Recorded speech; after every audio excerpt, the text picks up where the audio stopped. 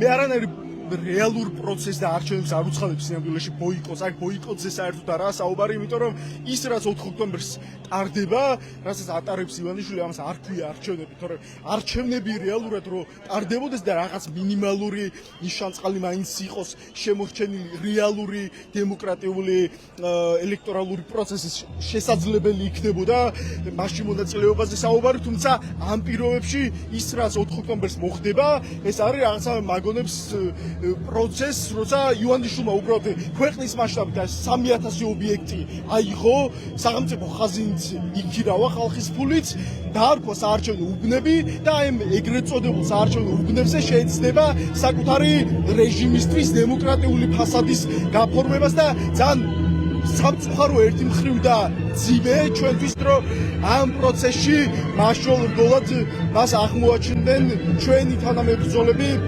ლელოს და გახარიას პარტიის სახით, თუმცა მე ვფიქრობ, რომ საბოლოო ჯამში მიუხედავად აი ამგვარი ორი ალტერნატივა იყო და არსებობს ზოგადად ბუნებაში ხელისუფლების ცვლილების, ეს არის ან დემოკრატიული არჩევნების გზით ხელისუფლების ცვლილება, ან რევოლუცია. ივანიშვილმა თქვა, რომ უბრალოდ ამ ქვეყანაში არჩევნები აღარ არსებობს. შესაბამისად, მხოლოდ პუჩის აქტიური მძლავრი წინააღმდეგობით შესაძლებელი იქნება, რომ აი ამ რეჟიმს დაუსვათ ერთად წერტილი.